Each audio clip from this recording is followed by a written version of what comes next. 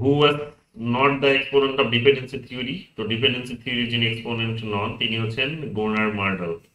গুনার মার্ডাল নামটা আমরা এর আগেও পেয়েছি, ঠিক আছে। আর এ এফ কার্ডোসোর নাম পেয়েছি, পন বারানের নামও পেয়েছি, আর গুনজার ফ্রাঙ্কের নামও পেয়েছি। সেগুলো তো হবে, দেখে না, একটু straight forward informative. Which of the following is attributed to dependency theory? একটা ডিপেন্ডেন্সি থিওরির সাথে কোনটা জড়িত বলতে পারো, যুক্ত? তো it is structural Marxist theory.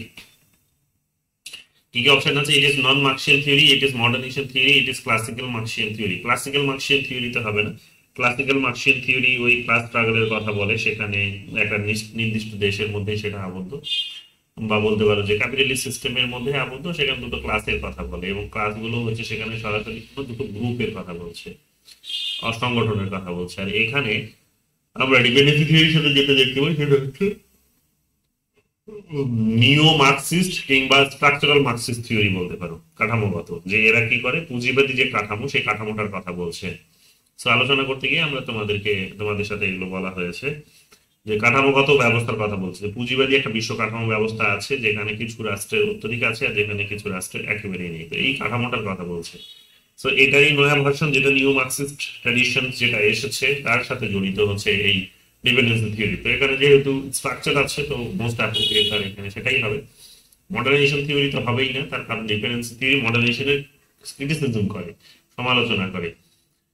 The dependency theory was first propounded by তো ল্যাটিন আমেরিকান ইন্টেলেকচুয়ালস, ওই দেখবে তোমরা অ্যান্ডেমিন্দার ফ্র্যাঙ্কের মতো, আর আরো তাছাড়াও দুজন ছিলেন যেগুলো তোমরা এর আগে পেয়েছো।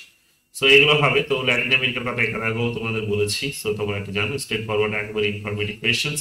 Which of the following theories or models of international politics does not emphasize the role of state as an actor in international politics? Model of international politics does not emphasize the role of state as an actor of international politics.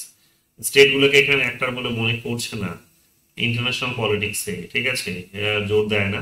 সেটা কি? সেটা হবে state গুলোর উপর জোর দেয় না, state গুলোর উপরে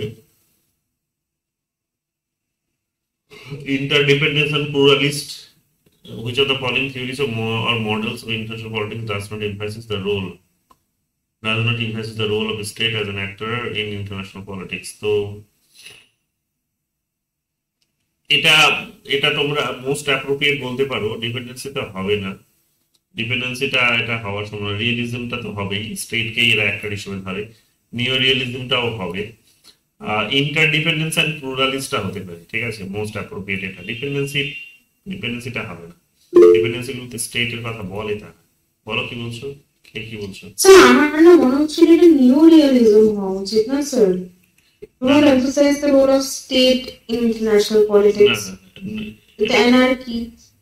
সেটার কথা বলে কি, দেখো রিয়েলিজম স্টেটেরই ছিল, তারা কিছুটা এখান থেকে বেরিয়ে এসে নিয়ে রিয়েলিজম, কিন্তু এই প্লুরালিজম আর ইন্টারডিপেন্ডেন্স থিওরিটা লিবারালিজমের ব্রাঞ্চ।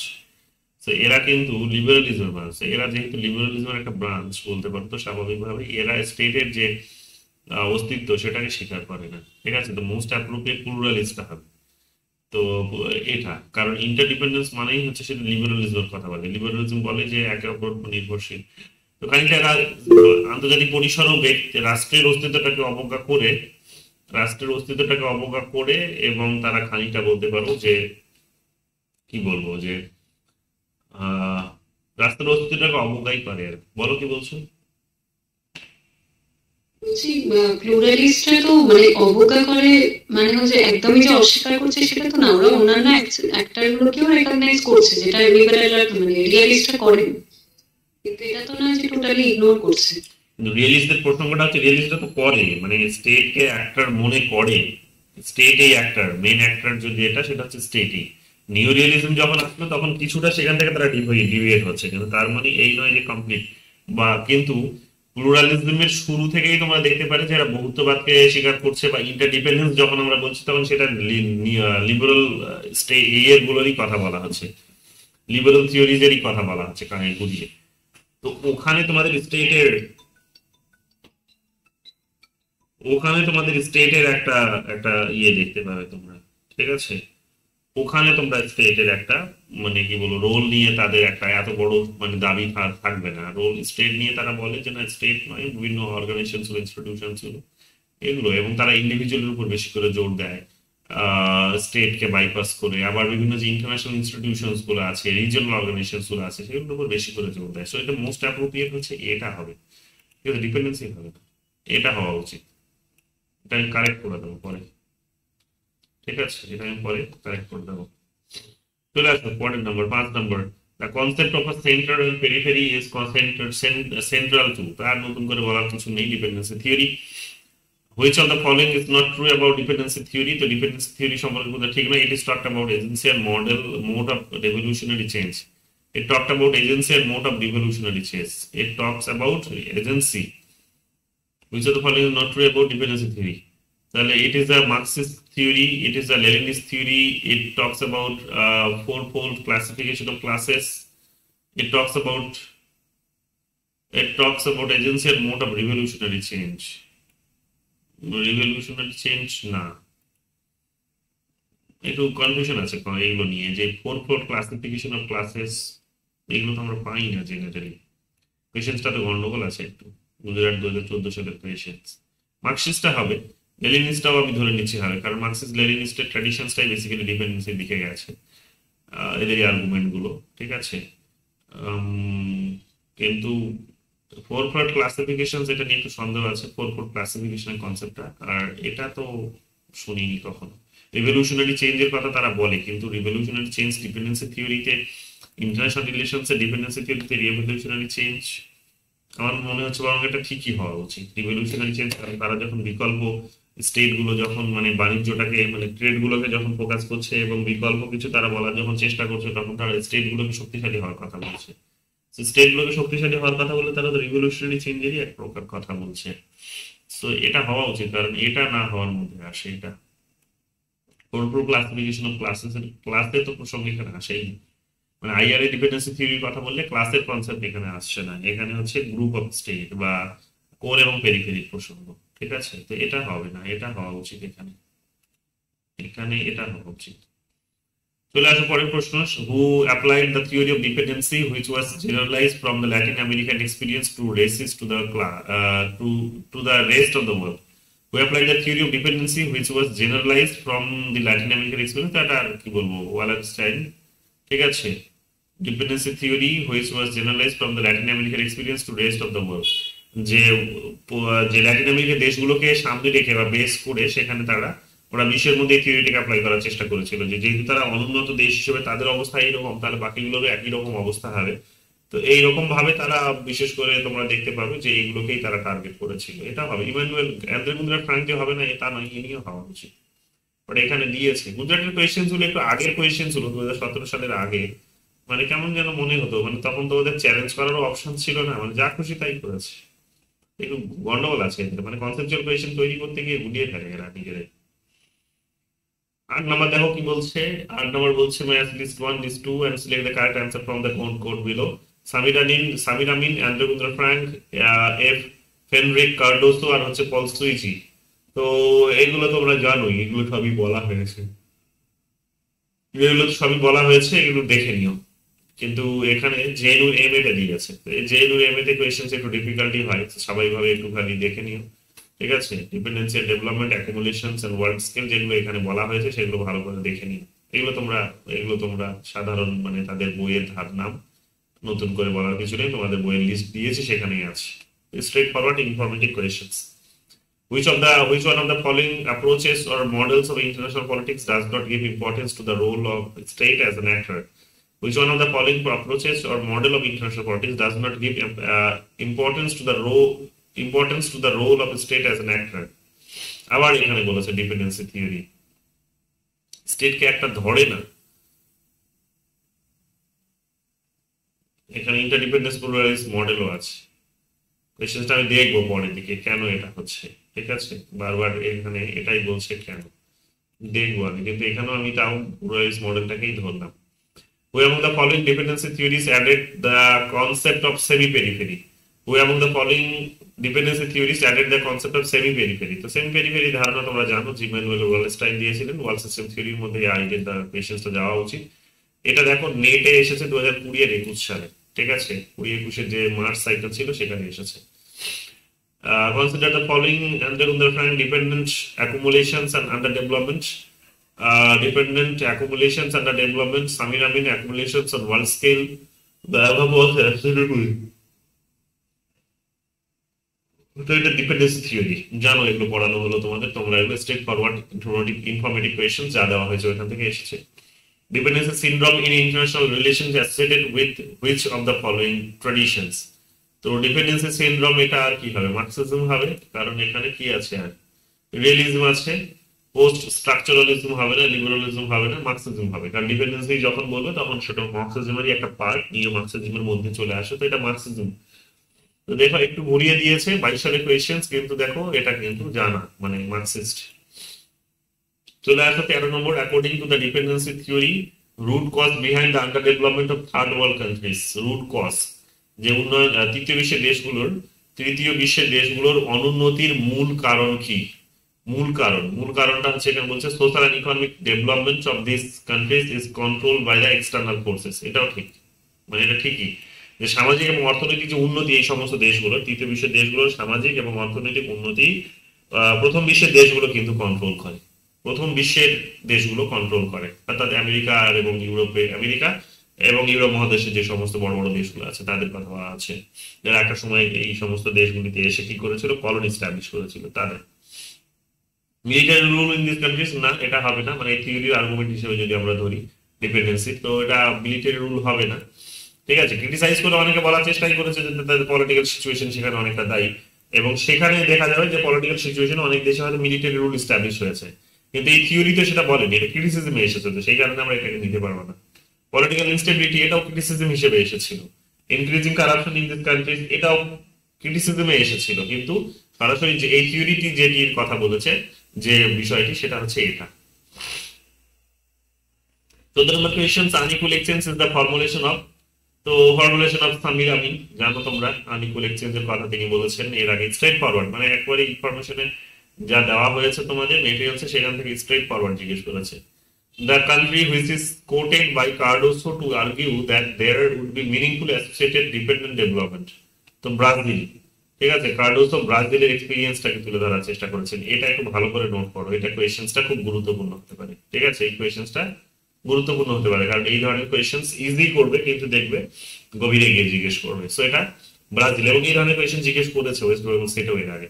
সো এই ট্র্যাডিশনসটা থেকে আবার কোয়েশ্চেন কিন্তু হতে পারে। সো ভালো করে দেখে নাও, এটা ব্রাজিল হবে। এই কার্ডোসো তার ব্রাজিল এক্সপিরিয়েন্স থেকে ডিপেন্ডেন্ট মডেল ডেভেলপমেন্টের ধারণাটি তিনি কিন্তু নিয়েছেন। Dash of international politics does not give importance to the role of state as an actor, তো এটা হচ্ছে dependency model. Thus of international politics does not give importance to the role of the state as an actor. So dependency model. Thus of international politics, the dependency model of international politics does not give importance to the role of the state. আবার এখানে এটাও দিয়ে কেরলেও দিয়েছে, তার মানে আমরা নিশ্চয় ডিপেন্ডেন্সিটাই হবে যারা স্টেটকে মানে না, কিন্তু এই ধরনের আলোচনা আমরা কোথাও পেলাম না কিছু। আমি একবার দেখবো এটা, ঠিক আছে, দেখে আমি তোমাদের এটা গ্রুপে এটা আমি তোমাদের ইনফর্ম করে দেবো। এখানেও ইন্টারডিপেন্ডেন্স প্লুরালিস্ট মডেল আছে, দেখো এটা আমরা দিল্লিতে পেলাম, এটা আমরা সম্ভবত গুজরাটে পেলাম, এই কোয়েশ্চেনটা আমরা এখন কেরলেও পাচ্ছি। সো এটা ডিপেন্ডেন্সি মডেল বলেছে, দেখে নেবো আমি একবার। Rothko's stage of growth model postulates that economic growth occurs in basic stages. তো কটা স্টেজের কথা বলেছিলেন? 5টা, তাই তো? গ্রোথের কটা স্টেজের কথা বলেছিলেন? মডার্নাইজেশন থিওরিতে এটা আছে 5টা। তো সেখানে তোমাদের আমি এটা বলেছিলাম, মানে শুরুর দিনই যেটা আমরা এই থিওরি গুলো শুরুর দিনে পড়লাম আমরা আন্ডার ডেভেলপমেন্ট থিওরি, সেখানে পড়িয়েছিলাম 5টা মডেলের কথাটা, স্টেজের কথা দেখে নিন স্টেজ গুলো। 80 নাম্বার কোয়েশ্চেন কি বলছে, who among the following is associated with the idea of internal dependency. Internal dependency এটা কার্ডোসো বলেছে, একটুখানি ডিফিকাল্ট হয়ে যায়, একটুখানি ডিফিকাল্ট মানে ধরা মুশকিল হবে, একটু গভীরে গেছে। ইন্টারনাল ডিপেন্ডেন্সি কার্ডোসো বলেছে, একটু ভালো করে দেখে নিও। Internal dependency কার্ডোসো। এসেনশিয়াল নিজে দিয়েছে কি বলছে, dependency theory is based on core and periphery division of the world. তো এটা তো ঠিকই, এরা বিশ্বাস করে যে কোর এন্ড পেরিফেরি ধারণায়, because core prospers all the expenses of periphery, ঠিক আছে। তো এই মানে পেরিফেরির খরচে, ঠিক আছে, বা প্রান্তের খরচে হচ্ছে কেন্দ্র কি করে, তার নিজের হচ্ছে সমৃদ্ধি করে। তো এক্সপেন্স এইটা ওটাই বলতে পারছো যে এরা খরচা করছে কিন্তু ওটার নিজেদের উন্নতি হচ্ছে। তো এটা অনুন্নত দেশগুলো খরচা করছে কিন্তু উন্নতি হচ্ছে দেখা যাচ্ছে সেখানে উন্নত দেশগুলোরই। তো এটা তো একেবারে সাধারণ বিষয়, আমরা জানি। তো এটা অপশন এটাই ঠিক হয়েছে। 20 নাম্বার কোয়েশ্চেন চলে আসে, কি বলছে, who among the following is a dependency theorist. Dependency theorist Andre Gunder Frank হবে। ডিপেন্ডেন্সি থিওরিস্ট আর নতুন করে বলার কিছু নেই, আন্দ্রে গুন্দার ফ্র্যাঙ্ক হবে।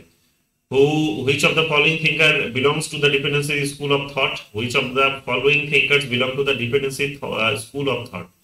তো ইমানুয়েল ওয়ালারস্টাইন এখানে আছে, বাকিদের নাম আমরা এখানে এই থিওরিতে পাইনি, পড়িনি। সো এটা আমরা দেখতে পাচ্ছি ইমানুয়েল ওয়ালারস্টাইন। কোথায় এসেছে? প্রেসিডেন্সি ইউনিভার্সিটির মাস্টার্স এন্ট্রান্স টেস্টে এসেছে 2024 সালে।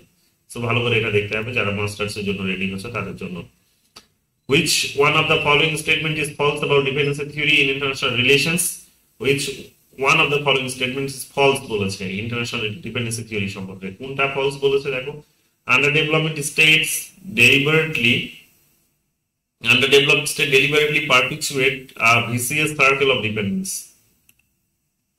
Perpetuate deliberately perpetuate a vicious circle of dependence. তো এটা ঠিক, মানে deliberately যেহেতু বলেছে তাই এটা ভুল হয়েছে। এটা যদি deliberately না বলতো তাহলে হয়তো এটা ঠিক হতো। তো deliberately বলার সঙ্গে সঙ্গে এটা ভুল হয়েছে, যে স্বইচ্ছায় করছে, সদর্থক ভাবে করছে, এরকম নয়।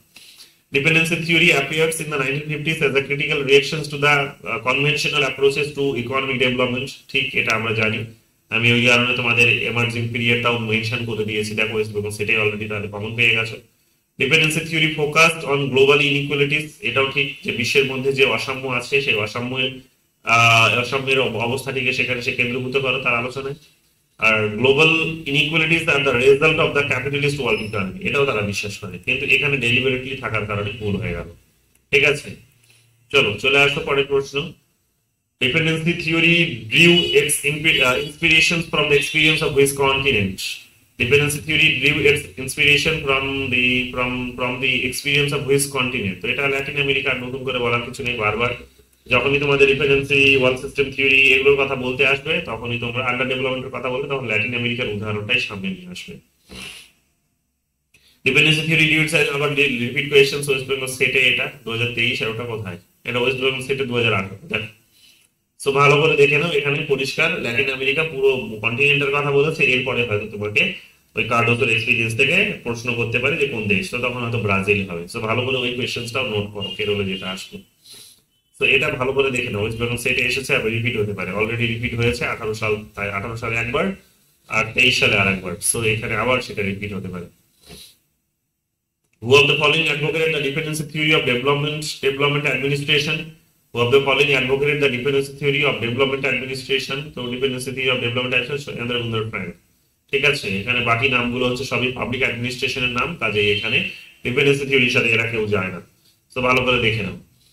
Choose the incorrect statement regarding preposition of dependency theory. Incorrect যেটা বলেছে ডিপেন্ডেন্সি থিওরি সম্পর্কে, the relationship between core and periphery countries is disadvantageous for core countries, না, যে কোর এবং পেরিফেরির মধ্যে যে সম্পর্ক সেগুলো যে হচ্ছে কোর কান্ট্রিজ গুলোর জন্য যে অসুবিধাজনক তা কিন্তু নয়, বা অলাভজনক তা কিন্তু নয়। ঠিক আছে,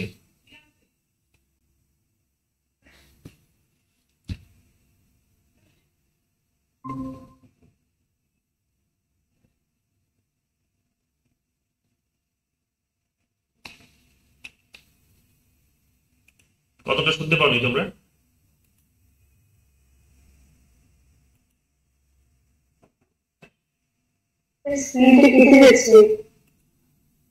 আগে কার ছিল না? আগে ঠিক ছিল, এখন কেটে গেছে। নেটটা চলে গেছিল হঠাৎ।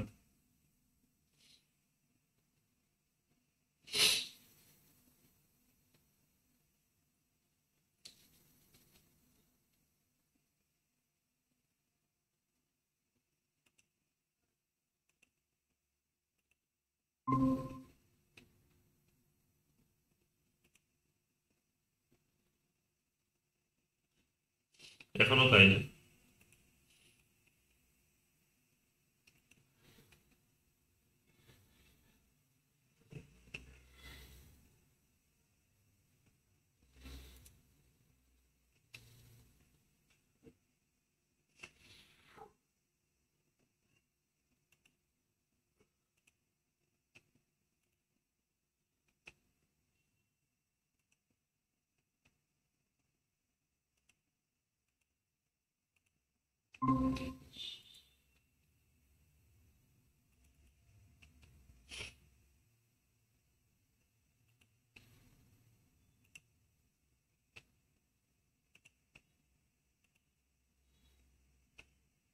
এবার ঠিক আছে?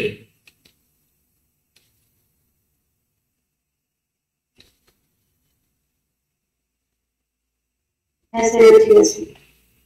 ওকে, কতদূর শুনতে পেয়েছিলে? 26 পর্যন্ত শুনতে পেয়েছিলে?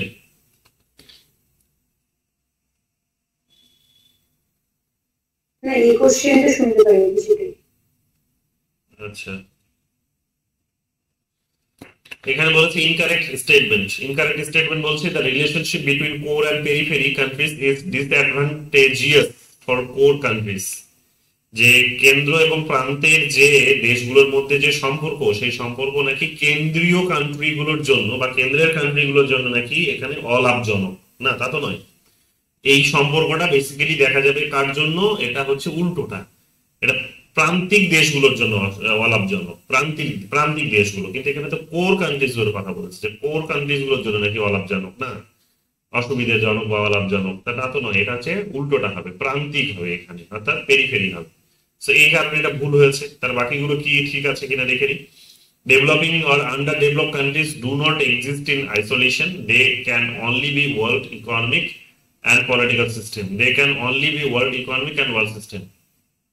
Do not exist in isolation, না, হ্যাঁ এটাই ঠিক। এই প্রথম সেন্টেন্সটা ভালো করে দেখো, যে এক্সিস্ট ইন আইসোলেশন মানে ডেভেলপিং বা আন্ডার ডেভেলপ কান্ট্রিজ গুলো যে পৃথক রয়ে গেছে, আলাদা রয়েছে, তা নয়। তারা হচ্ছে কিন্তু এই মানে একটা বিশ্ব কাঠামোর মধ্যেই তারা কিন্তু বিলং করছে, ঠিক আছে, এবং রাজনৈতিক ব্যবস্থার মধ্যেই তারা কিন্তু আছে।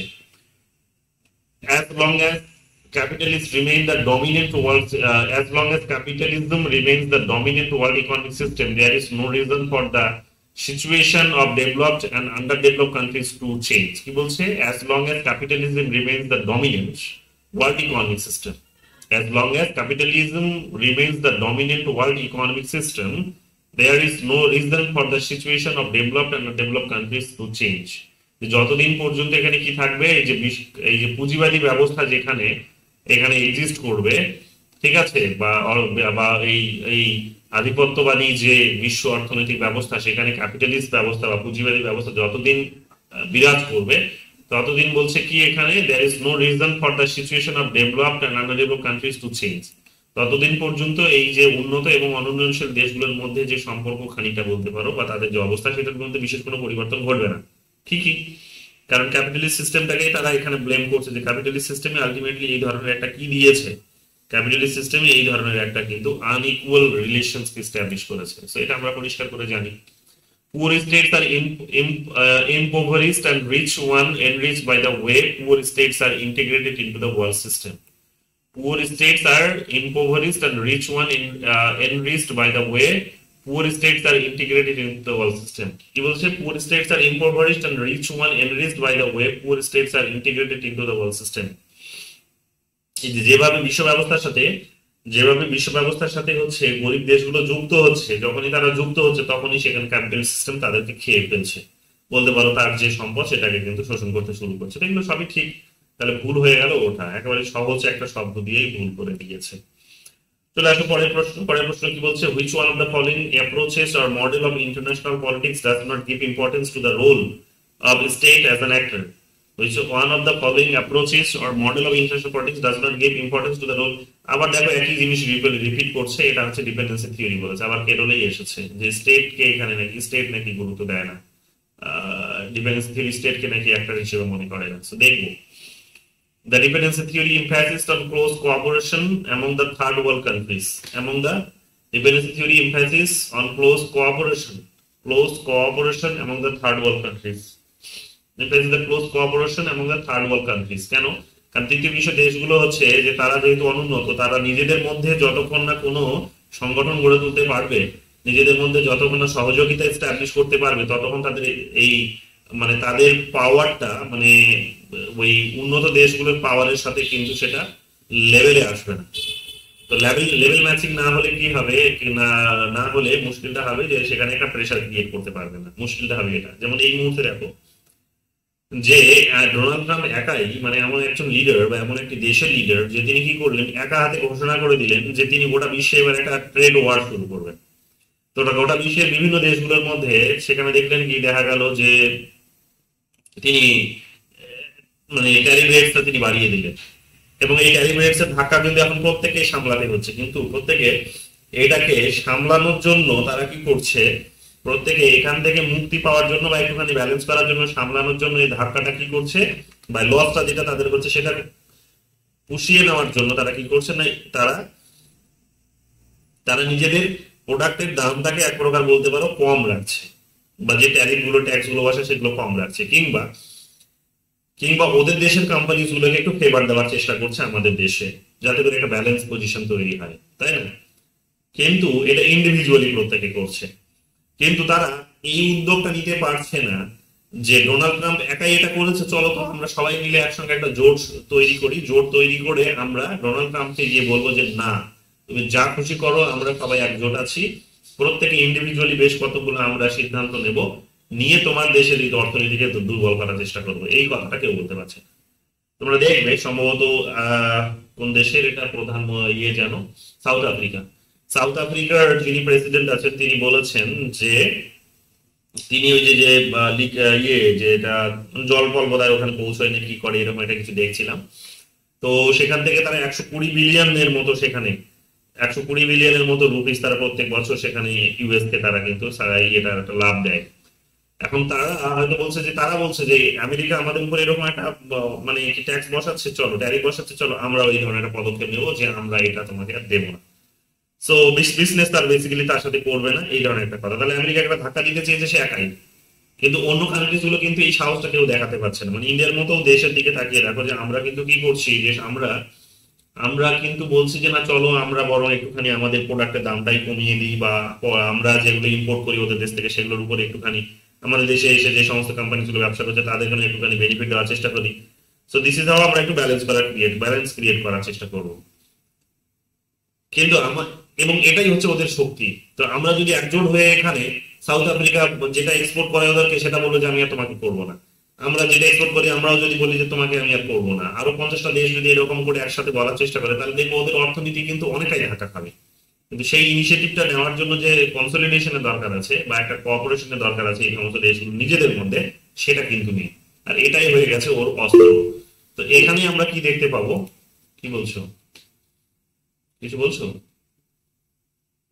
স্যার আমরা তো এক্সপোর্টের থেকে ইম্পোর্ট বেশি করি, এর জন্য হয়তো কিছু বলতে চাইছে না। ইম্পোর্টটা বেশি করি কিন্তু এক্সপোর্টও তো কিছু করি আমরা, এক্সপোর্টটাও বেশি করি এটা ঠিক, কিন্তু ইম্পোর্টটাও তো আমরা করি। আমরা নিজেদের মধ্যে এসে যে এক্সপোর্টটা আমরা ওদেরকে করি সেটা হয়তো আরো অন্যান্য প্রতিবেশী দেশগুলোর মধ্যে সম্পর্কটাকে আদান প্রদান করলে হয়তো আরো অনেক, বা ওই ডেভেলপিং কান্ট্রিজ গুলোর মধ্যে হয়তো সম্পর্কটাকে আরো ডেভেলপ করলে হয়তো সেটা হতে পারে, কিন্তু সেটা অনেক টাইম নিয়ে নেবে। এবং এতটা টাইম তারা দিতে চাইছে না। এখন বিষয়টা হচ্ছে কি, এর বাইরেও আরেকটা বড় গল্প হচ্ছে, যে এদের নিজেরা হচ্ছে কতগুলো, কেউ হচ্ছে অ্যাসপাইরিং পাওয়ার, কেউ হচ্ছে রাইজিং পাওয়ার, বা অ্যাসপিরেশনাল পাওয়ার, কেউ হচ্ছে রাইজিং পাওয়ার, কেউ হচ্ছে সেখানে আবার দেখো সেখানে গ্লোবাল পাওয়ারের দিকে ঢোকার চেষ্টা করছে।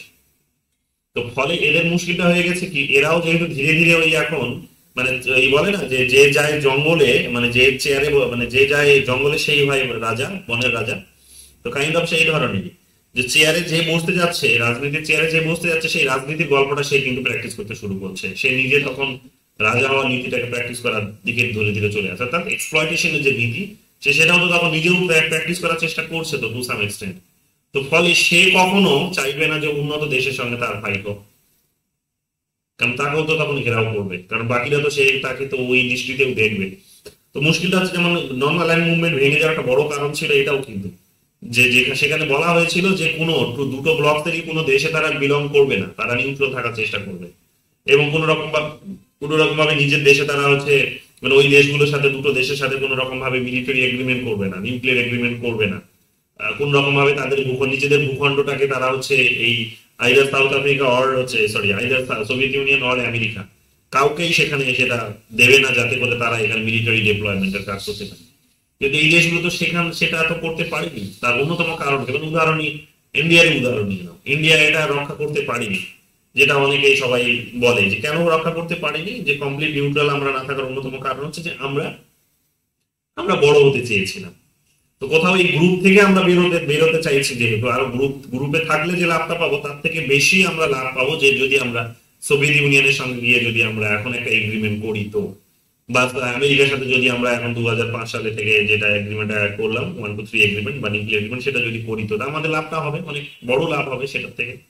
তো এখন এটার একটা বড় ব্যর্থতা হচ্ছে, সার্বিক ব্যর্থতা হচ্ছে এটাই যে অর্গানাইজেশনে আমরা আছি ঠিকই, কিন্তু কথাটা হচ্ছে আমাদের নিজেদের একটা কিন্তু রাজা হওয়ার মই একটা কিন্তু স্বপ্ন আছে, নিজেদের আমাদের একটা গ্লোবাল পাওয়ার হওয়ার একটা স্বপ্ন আছে। তো ফলে আমরা কি করছি, এই গ্রুপের ডিসিপ্লিনটাকে ব্রেক করে, আমরা রুলসটাকে ব্রেক করে আমরা বেরিয়ে যাওয়ার চেষ্টা করছি। যখন বেরিয়ে যাচ্ছি তখনই আর এই গ্রুপটাতে আর কেউ থাকতে চাইছে না, বাস্তবতাটা এইভাবেই পরিষ্কার হয়ে উঠছে। তো টাইম টু টাইম এটাই কি হয়েছে যে উন্নত দেশগুলোর একটা অস্ত্র হয়ে গেছে, যে উন্নত দেশগুলো এইরকম ভাবে আমাদের মধ্যে ফাটল ধরিয়ে দিতে পেরেছে বা আমাদের দুর্বলতাগুলোকে তারা চিহ্নিত করেছে, আমাদেরকে অনেক সময় লোভ দেখিয়েছে এই সমস্ত দেশগুলোর আর কি। তো লোভ দেখিয়ে তারা কি করেছে, সংগঠন থেকে তাদেরকে বের করে নিয়ে গিয়ে বের করতে পেরেছে তারা, এবং বের করে দিয়ে তারা আমাদেরকে ইন্ডিভিজুয়াল বানিয়ে দিয়েছে। তো এখন ইন্ডিভিজুয়াল হয়ে আমরা তার কোনো ওর সাথে আর ফাইট করতে পারছি না।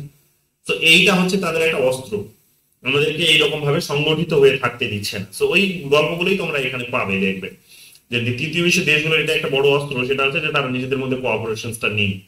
ঠিক আছে, 29 নম্বর দেখো কি বলছে, the metropolitan satellite characterisation of state is associated with the dependency theory. Metropolitan satellite মানে হচ্ছে কোর পেরিফেরির কথা বলছে। ঠিক আছে, কোর পেরিফেরি ওয়ার্ল্ড সিস্টেম থিওরির মধ্যে তোমরা এটা পাবে যে আবার দেখবে যে কোরের মধ্যে আবার পেরিফেরি আছে, আবার পেরিফেরির মধ্যে আবার কোর আছে। এগুলো হয়তো তোমাদের বলতে গিয়ে বলা হয়নি, স্কিপ করে গেছিলাম, যে সেই সমস্ত দেশগুলোর মধ্যে কিছু শহর আছে যেগুলো হচ্ছে বা জায়গা আছে যেগুলো কি হবে, যেগুলো হয়তো মেট্রোপলিটন শহর, সেগুলো হয়তো আমাদের প্রান্তের মধ্যে হয়তো কোর বা কোরের বা পেরিফেরির মধ্যে তারা কোর।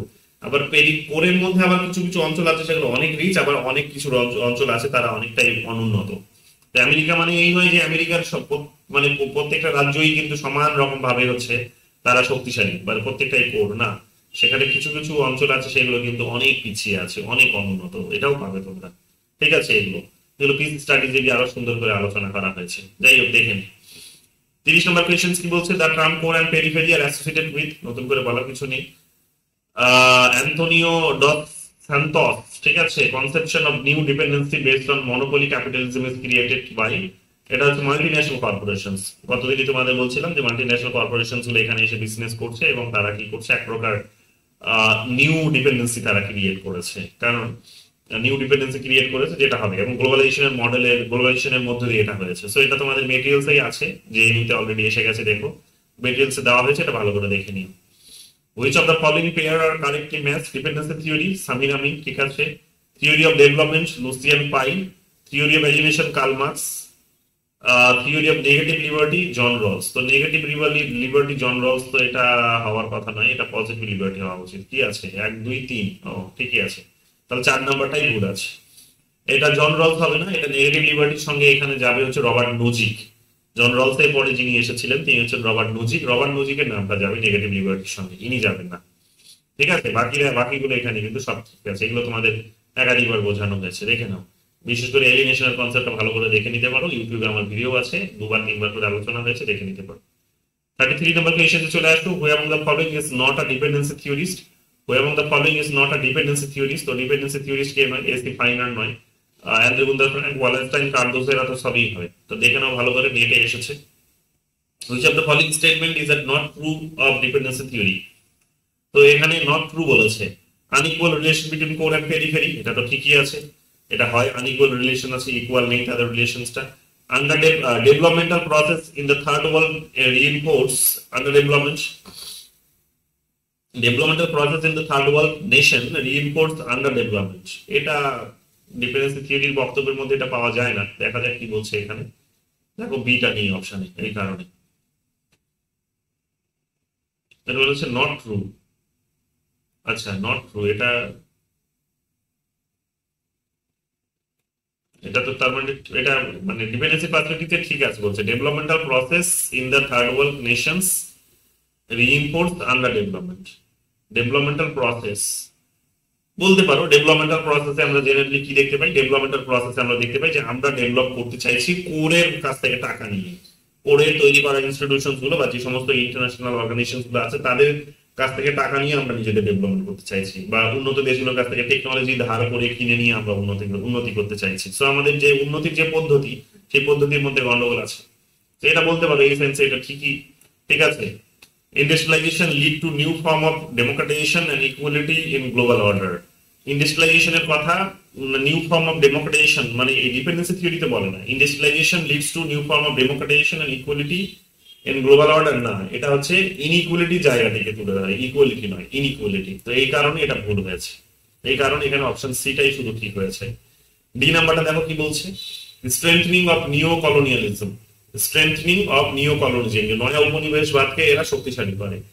তো নয়া উপনিবেশবাদকে শক্তিশালী করে স্ট্রেংথেনিং, এটা তো আমরা জানি যে এটা হবে, মানে এটা ডিপেন্ডেন্সি থিওরি বলেছে, কিন্তু ডিপেন্ডেন্সি থিওরি এটা বলেনি যে ইকুইটি আসবে, ঠিক আছে, ইকুইটি আসবে না বা ইকুয়ালিটি এখানে আসবে না গ্লোবাল অর্ডারের মধ্যে, বরং এটা ইনইকুয়ালিটির অবস্থায় রয়ে যাবে। 35 দেখছে, দেখো কি বলছে, 35 বলছে এখানে identify the basic contention of dependency theory from the quotes given below. Development of colonies is viewed as white man burden. Development এটা white man burden, এটা তো মোটামুটি কারেক্ট আনসার আছে। Development of colonies is viewed as white man burden. Development of colonies গুলিতে যে উন্নয়ন সেটা কি দেখা হচ্ছে, হোয়াইট ম্যান বার্ডেন হিসেবে দেখা হচ্ছে এখানে। কারেক্ট। তো এটার গল্প তো আমরা এখানে পাইনি, মানে এই কলোনির গল্প এগুলো তো আমরা পাইনি, মানে ডিপেন্ডেন্সি থিওরিতে এগুলো আমরা পাইনি। ডিপেন্ডেন্সি থিওরিতে অনেক পুরনো গল্পে এগুলো পেয়েছি, কিন্তু লেটেস্ট গল্পে তো এগুলো পাইনি। সেখানে তো হোয়াইট ম্যান বার্ডেনের কথা তো বলা হচ্ছে না, মানে ডিপেন্ডেন্সি থিওরি বেসিক্যালি তার আলোচনাটা করছে ওই 1950s এর পর থেকে। তো স্বাভাবিকভাবে সেখানে আর তো কলোনি বলে কিছু থাকছে না, তো এটা তো হবে না। দেখো এখানে কি বলছে, third world nations provide natural resources to cheap labour and cheap labour. এটা ঠিক যে তৃতীয় বিশ্বের দেশগুলো কি হয় যে সেখানে প্রাকৃতিক সম্পদ এবং হচ্ছে সস্তার হচ্ছে লেবার তারা প্রদান করে থাকে, এটা ঠিক। তারা প্রদান করে কাকে না, উন্নত দেশগুলিকে, কোরের কান্ট্রিজ গুলিকে, এটা তো ঠিক হবেই। ইন্ডাস্ট্রিয়ালাইজেশন আর market economy are conducive for development. Industrialisation আর market economy are conducive for না, যে অপরিহার্য উন্নতির জন্য এগুলো শিল্পায়ন এবং হচ্ছে মার্কেট অর্থনীতি অপরিহার্য না, ডিপেন্ডেন্সি থিওরি এগুলো বলে না। বরং এগুলো কি হয়, এগুলো করতে গিয়ে আলটিমেটলি আরো বেশি করে, মানে ওই ওদের পথে দেখানো পথে যখন হাঁটতে যাচ্ছি আমরা তখনই কিন্তু ফাঁদে তো পড়ছি। তো এটা উল্টোটা বলে, এটা হবে না। Advanced Western nations perpetuate a state of dependency by various means. ঠিকই যে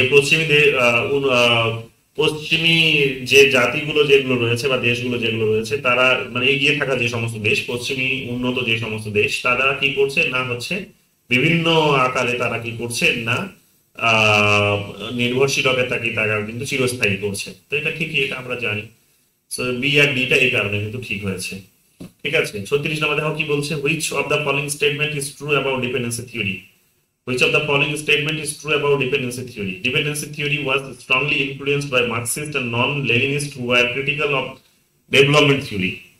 Dependency theory was strongly influenced by Marxist and Dependency theory was strongly influenced. Dependency theory was strongly influenced by Marxist and neo-Leninists who are critical of development theory. এটা ঠিকই আমরা জানি, এটা তো হবেই, এটা ডিপেন্ডেন্সি থিওরি সম্পর্কে ঠিক। দেখো এখানে অপশন নিশ্চয়ই আছে, ঠিক আছে। Dependency theory stress the peaceful evolutionary process of modernization. Dependency theory stress the peaceful evolutionary process of modernization, না, শান্তিপূর্ণ উপায়ে তো হয় না। মানে ডিপেন্ডেন্সি থিওরি কি বলছে যে যখনই তুমি ওদের মানে ওই মানে ওদের নিয়মে উন্নতি করতে যাচ্ছ তখনই দেখা যাচ্ছে তোমার অঞ্চলের মধ্যে একটা অশান্তির পরিবেশ তৈরি হচ্ছে, বিভিন্ন গোষ্ঠীর মধ্যে দাঙ্গা শুরু হচ্ছে, ধর্মীয় টেনশন শুরু হচ্ছে। যেহেতু এই সমস্ত দেশগুলিতে এইগুলোই খুঁজে পাওয়া যায়, বিভিন্ন গোষ্ঠী সমাহার পাবে তুমি, বিভিন্ন ধর্মের হচ্ছে ধর্ম পাবে, বিভিন্ন জাতি পাবে, বিভিন্ন বর্ণ পাবে। তো ফলে কি হবে, এটা নিজেদের মধ্যে একটা কিন্তু একটা টেনশন তৈরি হয়। কেন? কারণ ওই এখানেও তো ইন্টারনালিও দেখা যায় যে এই যারা আন্ডার প্রিভিলেজ তাদের সুযোগ সুবিধা দিয়ে তাদের হচ্ছে খরচে হচ্ছে উন্নত উপর দিকে যারা আছে তারা নিজেদের উন্নতি করতে চাইছে। তো ফলে ওদের দেখানো পথে যখন তুমি হাঁটবে তখন নিজেদের দেশের মধ্যে একটা কোথাও যেন এটা একটা পারপিচুয়াল সিচুয়েশন তৈরি হবে, যে একটা চিরস্থায়ী একটা দাঙ্গার পরিবেশ, অশান্তির পরিবেশ, এগুলো হয়ে যাবে। তো আজকে যে আমাদের পৃথিবীর দেশগুলিতে যে এত অশান্তি দেখতে পাচ্ছ, এত দাঙ্গা দেখতে পাচ্ছ, একটা ধর্মীয় একটা একটা উদ্বেগ দেখতে পাচ্ছ, তার সবকটারই কারণ মানে বেশিরভাগেরই কারণ হচ্ছে কিন্তু যেভাবে আমরা ক্যাপিটালিস্ট সিস্টেমের দিকে এগোনোর চেষ্টা করছি। তো এটা করে করে করে আমরা কি করছি না, যেহেতু সম্পদগুলো আবার গিয়ে তাদেরকেই তাদের ঘরেই জমা করে আসছে এক প্রকার, তো একদিকে তাদের ঘরে সম্পদ চলে যাচ্ছে, অন্যদিকে আমরা কি করছি না নিজেদের উন্নতি করতে পারছি না। তো ফলে কি হচ্ছে, নিজেদের মধ্যে একটা ঝগড়াঝাটি শুরু হচ্ছে। তো ইন্টারনালি একটা কিন্তু ডিস্টারবেন্সের জায়গা তৈরি হচ্ছে। ঠিক আছে, তো এই কারণে এটা পিসফুল তো হবে না, এটা ইভলিউশনারি হবে না, এটা পিসফুলের জায়গায় এখানে কিন্তু ডিস্টারবেন্সের কথা যদি বলতো তাহলে অত্যধিক বেশি এটা কিন্তু ঠিক হতো, বা এটা সঠিক হওয়ার সম্ভাবনা থাকতো। এই কারণে এটা ঠিক হয়নি। এখানে বলেছে এ আর সিটা ঠিক। এবার দেখো সিটা কেন ঠিক।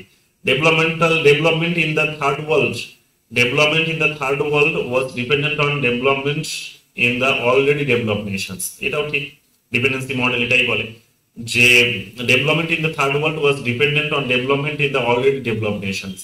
যে অলরেডি উন্নত দেশ, অর্থাৎ যে একেবারেই এখন মানে উন্নত হয়ে গেছে, তারা ডিসাইড করে দিচ্ছে এক প্রকার যে আমার উন্নতি হবে কি হবে না, এবং আমার উন্নতি হচ্ছে ওদের হাত ধরেই, যে ওরা ডিসাইড, ওরা যদি বলছে তবেই হচ্ছে, নলে হচ্ছে না, আমি নিজের থেকে উন্নতি করতে পারছি না। তো আমার উন্নতিটা ওদের উপর নির্ভরশীল হয়ে গেছে। ও যেমন আমি এতদিন উন্নতি করছিলাম, আমরা এতদিন উন্নতি করছিলাম, করতে করতে এখন হঠাৎ করে ডোনাল্ড ট্রাম্প পাওয়ারে আসলো, তিনি বললো যে আমি ট্যাক্স বাড়িয়ে দেবো, ট্যারিফ রেটস বাড়িয়ে দেবো, তো দেখো আমরা আবার আমাদের একটা বড় ধাক্কা খেলাম। তো আমাদের উন্নতিটা কিসের উপর নির্ভরশীল? ওদের উপর নির্ভরশীল। আমরা ওদের উপর এক প্রকার ঠেস দিয়ে দাঁড়িয়ে আছি। ওরা যদি সরে যায় আমরা আমরা কিন্তু ধূপ করে পড়ে যাবো। সো কাইন্ড অফ সেটাই। The first world does not exploit the third world, এটা হতে পারে? এটা ভুল, যে ফার্স্ট ওয়ার্ল্ডই তো এক্সপ্লয়েট করছে থার্ড ওয়ার্ল্ডকে, তো এটা ভুল। তো এই কারণে এ আর সিটা কিন্তু ঠিক হয়েছে। 37 নম্বর দেখো কি বলছে। 37 নম্বর কোয়েশ্চেন বলছে, অ্যাসোসিয়েশন রিজন দিয়েছে, according to dependency theory under development is an inevitable features of international political economy. According to dependency theory, underdevelopment is an inevitable feature of international political economy. Underdevelopment is an inevitable features of international political economy. হ্যাঁ, এটা তো তারা বলেই। ঠিক আছে, এটা কি ঠিক আছে? হ্যাঁ ঠিক আছে, ট্রু বলেছে। কেন এটা দেখো, যে ডিপেন্ডেন্সি থিওরি কি বলে, যে আন্ডার ডেভেলপমেন্ট অর্থাৎ তোমার অনুন্নতির বড় কারণ হচ্ছে যে তুমি আন্তর্জাতিক যে রাজনৈতিক যে অর্থনীতি, সেই অর্থনীতির উপর, ওই অর্থনীতির উপর দাঁড়িয়ে আছো, আন্তর্জাতিক অর্থনৈতিক অবস্থার উপর দাঁড়িয়ে আছো, সেই কারণে তোমার কিন্তু এখানে অনুন্নতিটা অপরিহার্য। তুমি যদি কমপ্লিটলি সেপারেট থাকলে তাহলে হয়তো এটা মানে আমি কমপ্লিটলি ব্লেম তোমাকে করতে পারতাম না। চায়না যেমন কি করেছে বা ইউএস যেমন কি করেছে, 1910 সাল পর্যন্ত, 1900 সাল পর্যন্ত তোমরা দেখতে পাবে, 19th সেঞ্চুরি পর্যন্ত তারা আমরা দেখতে পাবে যে এরা মানে 1900 সাল পর্যন্ত, তো পুরো 18th সেঞ্চুরি পর্যন্ত তোমরা দেখতে পাবে। 20th সেঞ্চুরি থেকে তারা কি করছে, তো 19th সেঞ্চুরি মানে 20th সেঞ্চুরি শুরু হওয়ার আগে থেকে তারা কি করেছে, যে গোটা বিশ্বের রাজনীতিতে তারা পাই রাখেনি, ইন্টারনালি চুপচাপ নিজেদের উন্নতি করে গেছে।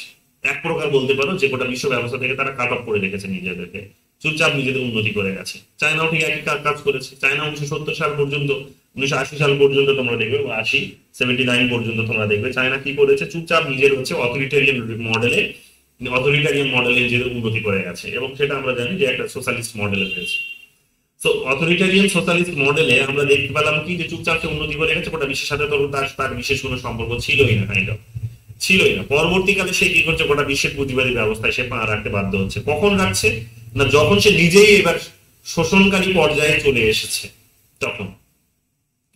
কিন্তু তার আগে যদি সে পাটা রাখতো, যখন নিজের তৈরি হয়নি তখন যদি পা রাখতো, তাহলে কি হতো, তাহলে তাকে হয়তো এক্সপ্লয়েট করে দিত। কিন্তু তখন সে পা রাখেনি, তখন চুপচাপ নিজের মতো করে সে উন্নতি করে গেছে। যে মডেলে উন্নতি হবে বলে তিনি ডিসাইড করেছিল, তারা ভেবেছে দেখেছে, সেই মডেলে চুপচাপ উন্নতি করে গেছে।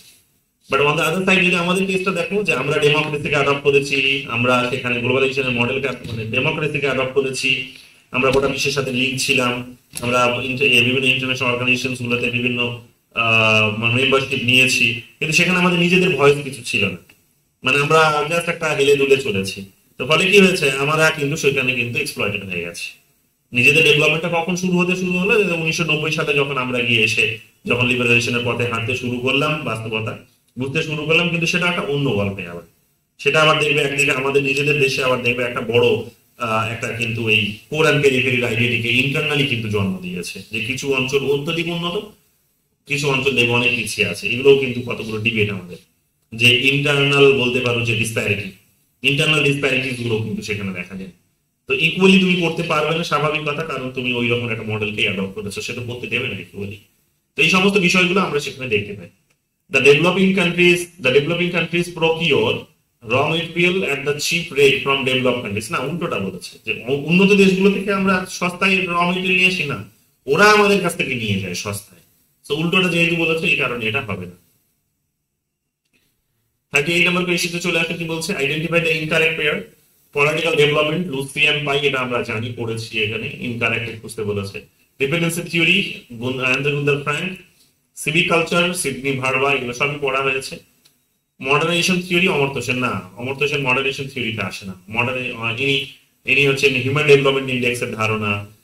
অমর্ত্য সেন হচ্ছে একটা বলতে পারো যে কাইন্ড অফ বামপন্থী ধারণা বা একটা ইনক্লুসিভ পলিটিক্সের ধারণা, ফ্রিডমের ধারণা, এই সমস্ত ধারণাগুলো তিনি দিয়েছেন। মডার্নাইজেশনের এই মডেলগুলোকে তিনি সমর্থন করেছেন না, ক্যাপিটালিস্ট ওয়ার্ল্ড সিস্টেমকে বরং তিনি সমালোচনা করেছেন, কারণ সেটা আনএমপ্লয়মেন্টকে জেনারেট করে। আজকেও দেখছিলাম, দুদিন আগে তিনি রবিশ কুমারকে একটা দিয়েছেন, বাইক দিয়েছেন শান্তিনিকেতনে বসে, রবিশ কুমার ইউটিউবে।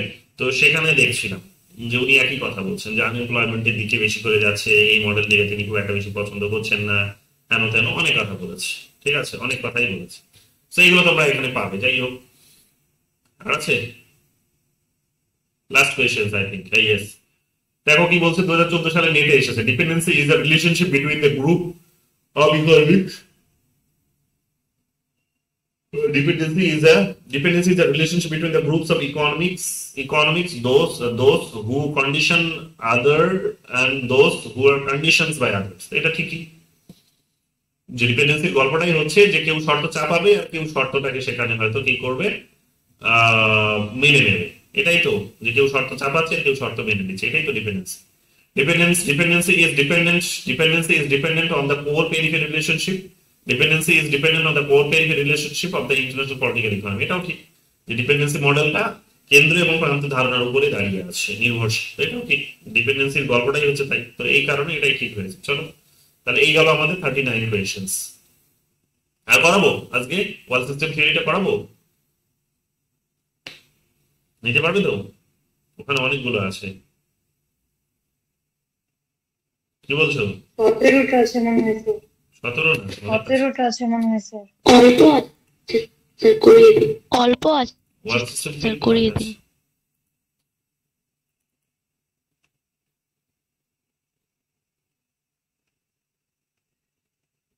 26টা আছে, 26টা। ঠিক আছে, চলো দেখে নাও, চট জলদি হয়ে যাবে। The core semi-periphery and periphery characterization of slates is associated with, তো এটা ইমানুয়েল ওয়ালস্টাইন। কোর আর পেরিফেরি ধারণা দিয়েছিলেন কিন্তু রল প্রবিশ, আর সেমি পেরিফেরিটা তিনি সেখান থেকে ডেভেলপ করলেন। তো এই পার্থক্যটা ভালো করে মাথায় রাখবে, এটা কিন্তু ওয়েস্ট বেঙ্গল সেট অলরেডি এসে গেছে। Who propounded the world system theory? তো ইমানুয়েল ওয়ালস্টাইন, নতুন করে বলার কিছু নেই। Who among is the following is the proponent world system theory? Immanuel Wallerstein. Repeat questions. Which of the following is following about the world system theory? কি বলছে? It is influenced by the Marxian true idea of accumulation wealth। এটা তো ঠিকই হবেই, মার্ক্সিয়ান ধারণা দ্বারা প্রভাবিত হয়েছিল এটা, যে সম্পদ অর্জনের। On the basis of wealth accumulations, the world is divided between core, periphery and semi-periphery। এটাও ঠিক। It involves important conception like players, strategies, rules and outcomes। It involves important concept like player, strategies, rules and outcomes। এগুলো আমরা কোথাও পাই না, যে প্লেয়ারের গল্প, স্ট্র্যাটেজির গল্প, রুলের গল্প, আউটকাম না, এগুলো কিছু পাইনি আমরা, তাই না? It analyzes the situation. It analyzes the situation of conflict। কি বলছো? কিছু বলছো? ক্লাসে টাইম এসএমএস করছো কেন?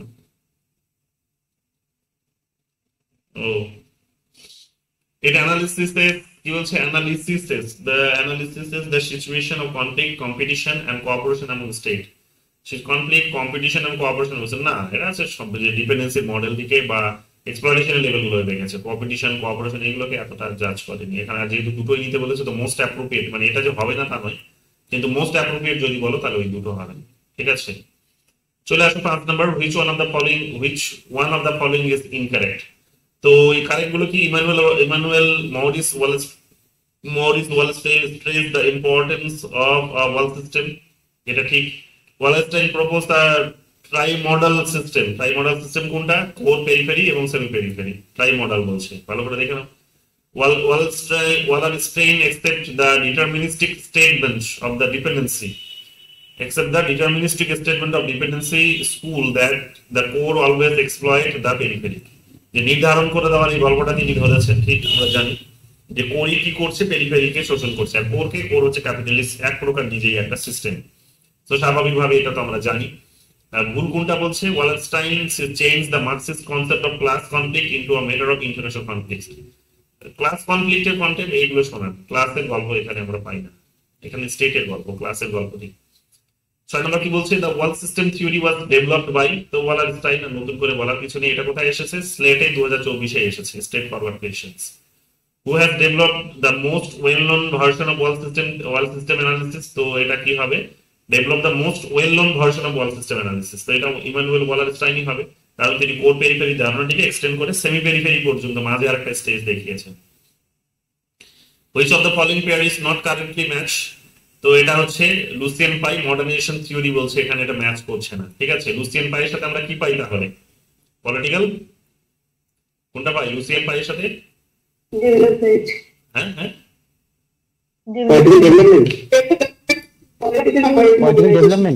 পলিটিক্যাল ডেভেলপমেন্ট, পলিটিক্যাল কালচার, এই সমস্ত পাবো। ঠিক আছে, ওয়ালারস্টাইন ডেভেলপমেন্টের সিনড্রোমও তো পাওয়া যায়। ডেভেলপমেন্টের সিনড্রোমও তো তারপর বলছে ওয়ালারস্টাইন বলছে ওয়ার্ল্ড সিস্টেম থিওরি, স্কপল বলছে নিউ ইনস্টিটিউশনালিজম। স্কপল, ঠিক আছে, এটা ভালো করে দেখে নেবে, এটা খুব ইম্পর্টেন্ট কোয়েশ্চেন্স। মানে নিউ ইনস্টিটিউশনালিজম থেকে আসলে এই থিঙ্কার গুলোই ঘুরিয়ে ফিরিয়ে জানতে চাই এবং খুব বেশি নতুন প্রশ্ন সেখানে হয় না। স্টেট ফরওয়ার্ড কোয়েশ্চেন্স হচ্ছে এটা, স্কপল। ঠিক আছে, স্কপল নিউ ইনস্টিটিউশনালিজম। আর ডয়েচ হচ্ছে কমিউনিকেশনস থিওরি। ঠিক আছে, ওটা তো স্কোপল না, ওটা তো থিডাস কোচ পোল। স্কোপল না, ওটা তো থিডাস কোচ পোল। না, ওনার নাম তো থিডাস কোচ পোল নিউ ইনস্টিটিউশনালিজম। ওনার নাম তো থিডাস কোচ পোল নিউ ইনস্টিটিউশনালিজমের। কি জানি তুমি কি দেখেছো, পাঠিয়ে দেখবো। 9 নম্বর দেখো কি বলছে? Central features of Immanuel Wallerstein work is, তো ওয়ার্ল্ড সিস্টেম, আর নতুন করে বলার কিছু নেই, একবারে straightforward. According to world system theory, what is the relationship between core and periphery? তো এক্সপ্লয়েটার এন্ড এক্সপ্লয়েটেড, যে শোষণকারী এবং শোষিত। তো শোষণকারী এবং শোষিত, এটাই তো তাদের মধ্যে সম্পর্ক, এটাই তো আমরা তো তাই জানি। চলো পরের প্রশ্ন চলে আসো। Immanuel Wallerstein capitalist world system consist of, world system মানে capitalist world system consist of. তো ইমানুয়েল ওয়ালারস্টাইনের হচ্ছে যে পুঁজিবাদী যে বিশ্ব ব্যবস্থা, সেটা কি কি নিয়ে গঠিত হয়? তো বি সি ডি বলেছে। দেখো, বি তে কি আছে? কোর আছে। সি তে কি আছে? পেরিফেরি আছে। ডি তে কি আছে? সেমি পেরিফেরি আছে। তো কোর, সেমি পেরিফেরি আর পেরিফেরি, এগুলোর কথাই তিনি বলেছিলেন। আইসল্যান্ড অফ সেমি কোর এইসব বলেনি, পুর নেশনস আমি না, এগুলো বলেনি। চলে আসে এরপর, who has developed the most well-known version of world system analysis? তো এটা হয় ইমানুয়েল ওয়ালারস্টাইন, ওয়েস্ট বেঙ্গল স্টেটেই এসেছে। রিপিট কোয়েশ্চেন্স, এর আগেও দেখলে কোয়েশ্চেন্সটা রিপিট হতে এসেছে। ওয়ালারস্টাইন ওয়ার্ল্ড সিস্টেম পার্টেন্স টু, তো পার্টেন্স টু কি বলছে? a system of capital accumulations that functions as of it were the world। এখানে এগুলো নয় কেন? দেখো 2023 যেহেতু এসেছে কোয়েশ্চেন্সটা, the system that governs the whole world। পার্টেন্স মানেটা কি এখানে? চরিতার্থ, পার্টেন,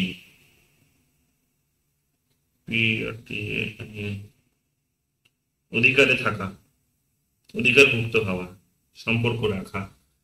ওয়ার্ল্ড সিস্টেম পার্টেন্স টু কি বলছে? কি বলছো? এখানে কি বলছে দেখো, the system that governs the whole system.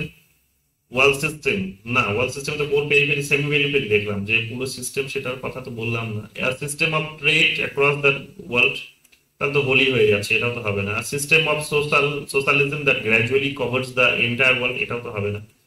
R system of capitalist accumulation, এটাই হবে। ওয়ার্ল্ড সিস্টেমে হচ্ছে ক্যাপিটালিজমেরই গল্প। ঠিক আছে, that functions as of it were the world, যেমনটা বিশ্ব ছিল সেই রকম ভাবে তাকে ফাংশন করা, the capitalist accumulations. Who advanced the idea of world system theory, signifying the arrival of international capitalist order in the 1970s? Who advanced the idea of world system theory? তো advance করলো কে? নতুন করে বলার কিছু নেই। Emmanuel ওয়ালারস্টাইন। কেন? তার কারণ তিনি সেমি পেরিফেরি ধারণাটিকে তৈরি করলেন এসে। Who gave the idea of the world economic system comprising three concentric rings of the four semi periphery and periphery? ঘুরিয়ে ফিরিয়ে একই জিনিস জানতে চেয়েছে। Who was the exponent of world system theory, আবার একই প্রশ্ন 2024 সব লেটেস্ট। আবার দেখো মনোপলি ক্যাপিটালিজম, এই পড়লেই কিছুক্ষণ আগে কার দোষর নামে তোমরা এটা পেলে। Monopoly capitalism and core and periphery features in which of the following international relations theory, তো ওয়ার্ল্ড সিস্টেম থিওরি। বাকিগুলো তো এখানে দূর দূর থেকে কোনো সম্পর্ক নেই, দেখতেই পাচ্ছ। ম্যাথ লিস্ট 1 এন্ড লিস্ট 2, ভাই দেখো এখানে একটা কথা বলে রাখি, ক্রিটিক্যাল থিওরি যদি নামটা আসে তাহলে যেটা হবে না তা কিন্তু নয়, কিন্তু ক্রিটিক্যাল থিওরির আন্ডারে আরো অনেকগুলো থিওরি চলে আসে। মানে ইন্টারন্যাশনাল রিলেশনস এর দুটো dominant theory, main stream theory, একটা হচ্ছে রিয়েলিজম, প্রথমটা হচ্ছে রিয়েলিজম, আর দ্বিতীয়টা হচ্ছে লিবারালিজম। এটা হচ্ছে মেইন স্ট্রিম থিওরি দুটো, এই দুটো মেইন স্ট্রিম থিওরি। অ্যান্ড্রি হেউডের বইটা পড়লেই তোমরা পাবে, দেখবে এই দুটো হচ্ছে মেইন স্ট্রিম থিওরি। তারপরে একে চ্যালেঞ্জ করে এসেছিল হচ্ছে মার্কসিজম, কিন্তু মার্কসিজম যখন আমরা ব্রেক করতে দেখলাম 1990 সালে 91 সালে, তখন তাকে আর পাত্তা দেওয়া হয় না। কিন্তু তার ঠিক অনেক আগেই দেখবে মার্কসিসের এই মডেলটিকে নিয়ে আইআরে আরো অনেক মডেল তৈরি হয়েছে বা থিওরি তৈরি হয়েছে, সেগুলো হচ্ছে এগুলো। সেগুলো কোনগুলো? Independence theory, world system theory, ঠিক আছে, এগুলো। তার সাথে সাথে দেখবে গ্রিন থিওরি, তার সাথে সাথে দেখবে ফেমিনিস্ট থিওরি, এগুলো সব ক্রিটিক্যাল থিওরি। ক্রিটিক্যাল কেন? তার কারণ তারা হচ্ছে মেইন স্ট্রিম দুটো থিওরি, একটা হচ্ছে রিয়েলিজম এবং অপরটা হচ্ছে নিউ লিবারালিজম। যে মেইন স্ট্রিম যে দুটো থিওরি আছে, এই দুটো থিওরি তারা হচ্ছে কিন্তু নিন্দা বা সমালোচনা করে। তো এই কারণে এরা ক্রিটিক্যাল স্কুল। কিন্তু এখানে যেহেতু সরাসরি তুমি স্পেসিফিক নামটা পেয়েই যাচ্ছ, তাই স্পেসিফিক নামটাকেই তোমাকে চুজ করতে হবে। কিন্তু এরা কিন্তু ক্রিটিক্যাল থিওরির আন্ডারেই চলে আসে। ওয়ার্ল্ড সিস্টেম থিওরি বলো, ডিপেন্ডেন্সি থিওরি বলো, আন্ডার ডেভেলপমেন্ট থিওরি বলো, গ্রিন থিওরি বলো, ফেমিনিস্ট থিওরি বলো, এগুলো কিন্তু ক্রিটিক্যাল থিওরির মধ্যেই বিলং করে। তো এইটাও ভালো করে জেনে নাও। 18 নম্বর কি বলছে দেখো, জর্জ সরোজ দেখবে এই মুহূর্তে কন্ট্রোভার্সিতে আছে। এই জর্জ সরোজই দেখবে এখন বাংলাদেশের সরকার ফেলে দেওয়ার পেছনে নাকি একটা বড় রোল প্লে করেছে, যেটা শেখ হাসিনা সেই সময় বলেছিল যে প্রচুর টাকা নিয়ে আমেরিকা আসছে সেখানে সরকারের পেছনে, মানে সরকার ফেলে দেওয়ার জন্য বা উত্তেজনা তৈরি করার জন্য। সে যে দাবিগুলো করেছিল সেখানে বসে, সেগুলো তো ভুল কিছু করেনি। এবং কখনো তোমরা একটা জিনিস মাথায় রাখবে, একটা সরকার, আমি তোমাদের পড়া বলেও ছিলাম তখন, আমরা মানে আলোচনা করছিলাম, মানে দা হিন্দু থেকে তখন সেই সময় আমাদের কারেন্ট অ্যাফেয়ার্স আলোচনা হতো। আর তখনই ঠিক গল্প এটা এসেছিল যে শেখ হাসিনা তখনই বলেছিলেন উনি যে কি বলেছিলেন যে বড় একটা দেশ, এবং নাম করেই বলেছিলেন যে আমেরিকা সেখানে কি করছে, যে না তার সেন্ট মার্টিন চাইছে বাংলাদেশের কাছে, সেন্ট মার্টিন তারা দিতে রাজি নয়, তাই না? এবং তারপরে আমাদের অ্যানালিসিস সেটাও ছিল যে এত বড়, মানে এই সমস্ত ঘটনাগুলো তো দেশ বিদেশের মধ্যে ঘটতেই থাকে, মানে একটা সরকারকে আর একটা সরকার সেখানে এই রকমের হয়তো কোনো প্রপোজাল দিয়েই থাকে, কিন্তু সরাসরি সেই দেশটাকে এসে ব্লেম করা, জনসমক্ষে নাম ধরে এরকম করে বলাটা কিন্তু তারা মোটেও ভালোভাবে নেবে না। তখনই বলা হয়েছিল, তখনই তোমাদের এগুলো বলেছিলাম। এবং আমরা বলেছিলাম সেই সময় যে দেখো এর প্রতিশোধ আমেরিকা কিন্তু নেবে, কারণ আমেরিকা এত সহজ নয় এলো। তো দেখো এই জর্জ সোরোসকে এখন নামটা উঠে আসে। জর্জ সোরোস এই ব্যক্তি একটা বড় বিজনেসম্যান, ইনি প্রচুর টাকা ঢেলে নাকি সেখানে সরকার ফেলার পেছনে একটা গুরুত্বপূর্ণ রোল প্লে করেছেন, এবং এই উত্তেজনা তৈরি হওয়ার পেছনে একটা বড় তার ভূমিকা ছিল। সো এগুলো এখন এখন এগুলো এগুলো জেনারেলি না, এগুলো ইনভেস্টিগেশন, যেহেতু মানে এটা হচ্ছে কাইন্ড হচ্ছে বেড়ালের গলায় ঘন্টিটা বাঁধবে কে। তো রিসার্চটা আমাদের ওই জায়গায় পৌঁছয় না যে জর্জ সোরস কিভাবেই বা ইনভেস্ট করলো, কাকেই বা ইনভেস্ট গুলো করলো, কিভাবেই বা সেখানে উত্তেজনা তৈরি করলো, কেমনই বা রোল সেখানে ফেসবুকে ছিল, কেমনই রোল বা সেখানে টুইটারে ছিল, কেমনই রোল বা সেখানে ইউটিউবের ছিল, কেমনই রোল বা সেখানে গ্লোবাল মিডিয়া গুলো ছিল, কেমনই রোল বা সেখানে লেবার পার্টিস গুলো ছিল, এই তাদের অপোজিশন পার্টিস গুলো ছিল, এগুলো কিন্তু এত সহজে বেরোয় না। কেমনই রোল বা সেখানে যে তাদের যে ইউরোপ এবং আমেরিকার যে সমস্ত ডিপ্লোম্যাটরা ওখানে গিয়ে আছে, তাদেরই রোল বা কেমন ছিল ইন্টারনাল ওই দেশের থেকে, বাংলাদেশের থেকে, এগুলো আমরা জেনারেলি ওই লেভেলে আমাদের রিসার্চ পৌঁছতে পারে না, কারণ ওই সমস্ত ডেটা পাওয়া মুশকিল হয়। তো এই সমস্ত ডেটাগুলোর জন্য আমরা তখন কি করি না, আমরা তখন ওই গ্লোবাল মিডিয়ার দিকে তাকিয়ে থাকি। তো দেখবে এই এই ডোনাল্ড ট্রাম্প আসার সঙ্গে সঙ্গে দেখবে আগের সরকারের একজন বড় বিউরোক্র্যাট, তিনি এখন এই জাস্ট দুদিন আগে একটা টিভিতে বাইট দিয়েছেন, তোমরা দেখেছো কিনা আমি জানি না। তো তিনি বলেছেন সেখানে যে বাংলাদেশের সরকার পথ ফেলার পেছনে যে তাদের একটা ভূমিকা ছিল সেটা তারা স্বীকার করেছে, এবং বাংলাদেশের সরকার যে একটা অসন্তোষ প্রকাশ করেছিল সেটা উনি বলছেন যে বাংলাদেশের সরকার যে তাকে সেন্ট মার্টিন দেবে না, মানে সেটা তো তাদের একটা অসমিতি থাকবে, কেই বা চায় যে তার নিজের দেশে এসে মিলিটারি বেস তৈরি হোক। তো বাংলাদেশের সরকার শেখ হাসিনার ওটা বলাটা খুব অমূলক কিছু ছিল না বলেছে ঠিকই, বাট আমরা তো আমাদের নিজের কথাটা বুঝি, তো আমরা আমাদের মতো করে করেছি। তো এগুলো তারা কিন্তু স্বীকার করছে, টিভিতে এসে দেখবে এখন বেরোচ্ছে। তো আসল রিসার্চ এখন হবে যে আদৌ বাংলাদেশটা তাদের নিজেদের ইন্ডিপেন্ডেন্ট ছিল না বাংলাদেশ আমেরিকার এইগুলো বড় সব বা সাজানো গল্প ছিল, এগুলো কি ছিল, সেগুলো এখন বেরোতে শুরু করেছে। ঠিক আছে, সো এগুলো একটু গ্লোবাল মিডিয়া দিকে চোখ রাখলে দেখবে এই ঘটনাগুলো বেরোতে শুরু করেছে। তো জর্জ সরোস হচ্ছে সেখানে একটা গুরুত্বপূর্ণ নাম, যেখানে কিন্তু তিনি এবং ইন্ডিয়াতেও তিনি বিরোধীদেরকে শক্তিশালী করার জন্য বা বিভিন্ন রকম ভাবে একটা ডিস্টারবেন্স তৈরি করার জন্য, বিভিন্ন ইউনিট গুলোর মধ্যে একটা বিশৃঙ্খলা তৈরি করার জন্য প্রচুর টাকা ঢেলেছেন। সো এই জর্জ সরোস একটা গুরুত্বপূর্ণ ব্যক্তি, ভালো করে দেখে নেওয়া নামটা। পল ক্রুকম্যান, হারমান ডিলে, ইমানুয়েল ওয়ালারস্টাইন, কিছু কিছু সব নতুন নাম। তো এখানে দেখেন ওয়ালারস্টাইন, সেখানে আমরা কি দেখতে পাচ্ছি, for the common good consensus of liberals open, সবই নতুন, এখানে একটু নতুন দিয়েছে। সো একটু আমাদের দেখতে হবে। জর্জ সরোস সম্ভবত ওপেন সোসাইটি বলে বইটা লিখেছে, এতে হবে টু, এতে টু হচ্ছে জর্জ সরোস, ঠিক দেখেছিলাম সেই সময়, কারণ খবরের কাগজে এর আগেও তিনি এসেছিলেন, তার ঘোষণা করেছিলেন তিনি এক প্রকার এই সমস্ত ডিস্টারবেন্স ক্রিয়েট করবেন বা এই সমস্ত আলোচনা এসেছিলেন। সো জর্জ সরোজের নামটা খুব ভালো করে দেখবে, তার এটা গুরুত্বপূর্ণ বই ওপেন সোসাইটি বলে। সো ওপেন সোসাইটি এখন দেখবে আমেরিকা দেখবে বড় রকম ভাবে চেষ্টা করছে কি যে আবার নতুন করে তারা রিক্লেম লিবার্টি বলে আবার একটা নতুন একটা এজেন্ডা তারা নিয়ে এসেছে, যেটা তাদের ইলেকট্রাল প্রমিসও ছিল।